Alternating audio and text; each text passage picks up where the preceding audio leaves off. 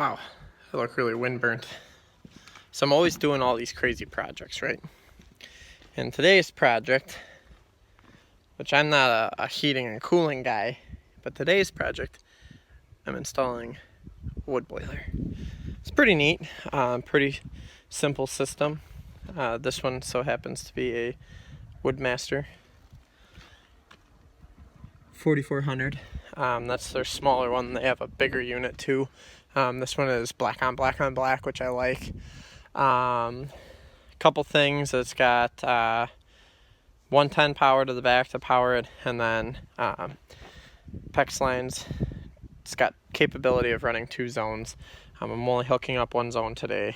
I'll be hooking up another zone when I finish the garage.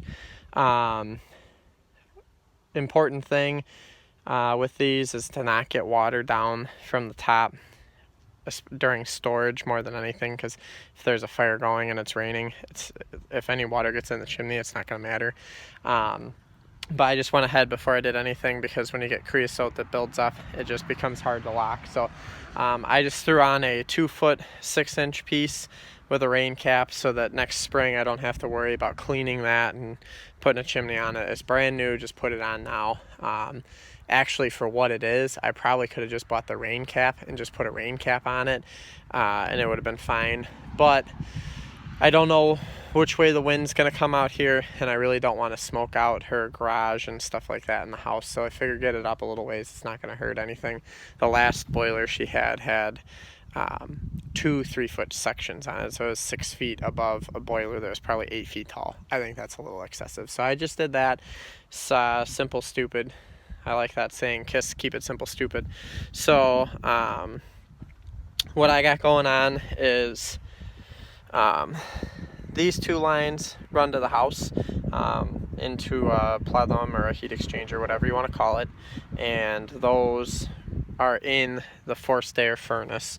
So what happens is the forced air furnace kicks on, and there's hot water that cycles through these. It goes through the plenum or heat exchanger, whatever you want to call it, and then heats the house. The rat cage spins around and blows cold air across the warm heat exchanger and then out the ducts.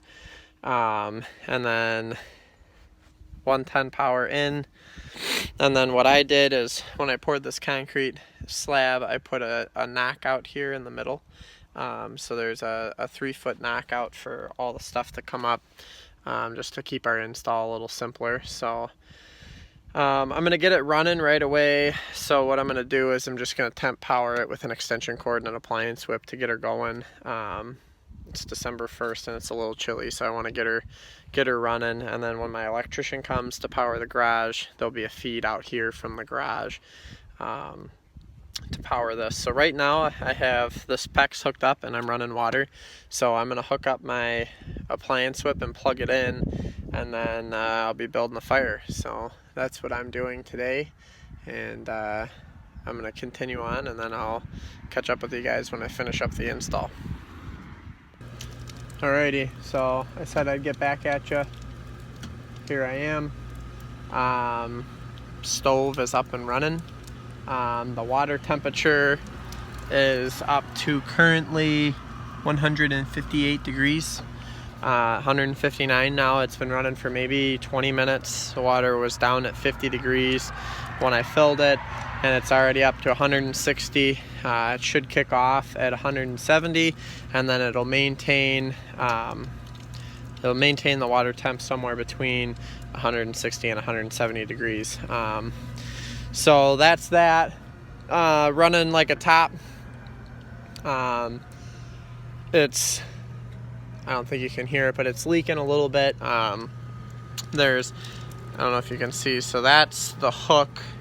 Then there's the chimney pipe. Then next to it there is a vent hole for the water. So what happens is, as the water expands, because I filled it plumb full, as the water expands, it'll actually kind of boil out whatever it doesn't need, and seek its own level. So now that that's up and going, in a couple seconds here it should kick off, and then the boiler is running. So the chimney was, when I first got it going, man, that chimney was just, she was puking some chooch. Just getting her done.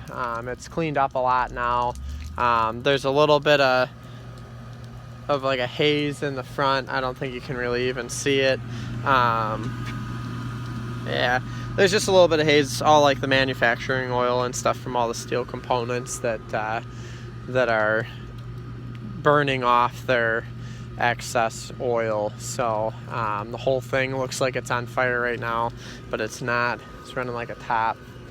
And I'm up to 166 degrees, and it's been up 10 degrees essentially since I started the video. So another 3 degrees, and the fan on the front should kick off and life will be good. So I suppose I'm just gonna kind of hang out for a second. So we only got two degrees to go. It should technically shut off.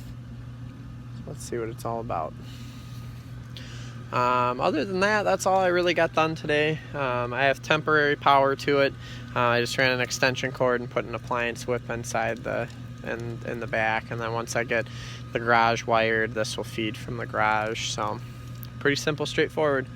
And then I got the inside ready to roll. There she goes. 170 degrees, and the fan shut off. And so now on these Woodmasters, this guy here, you pull it out and flip it off to the side and give it a second, and what that'll do is that'll allow the smoke to go straight out the chimney, and then it should technically, now I shouldn't get, oh yeah, that's fire. That's a lot of fire. So yeah, that's what it's supposed to kind of help not do, but evidently that didn't really work. So that was fun. Hopefully I got that on video. I'm just gonna chuck in, I got some boxes from when I started the fire, so I'm gonna get those in there. And not that I need to push anything around, but what the hell was that? Oh, it's just wood. So yeah,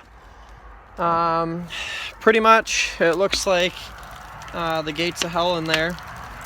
Wouldn't want to go in that, but now that it's up and running, it'll maintain its water temperature, and life will be good. So yeah, there she is. We've effectively installed an outdoor boiler today. First for everything, I suppose. I think that's the coolest part about being self-employed. I literally do the coolest stuff. This has been a really neat project, so I'm gonna go and let the homeowner know that I'm packed up and leaving, and I'll catch you guys in the next video. Thanks for watching.